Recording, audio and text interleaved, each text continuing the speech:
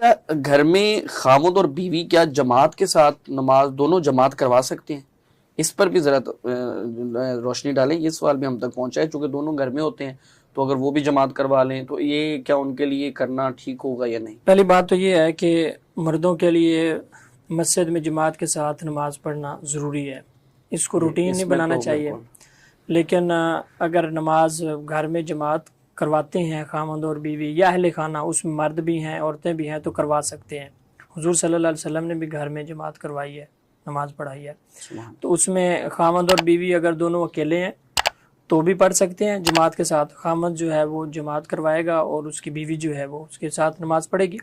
اسی طرح اگر اہل خانہ زیادہ ہیں، 2-3 مرد ہیں، 2-3 عورتیں ہیں، تو ان میں سے ایک شخص جماعت کروائے گا تو پیچھے مرد کھڑے ہوں گے اور پچھلی صف میں عورتیں کھڑی ہوں گی.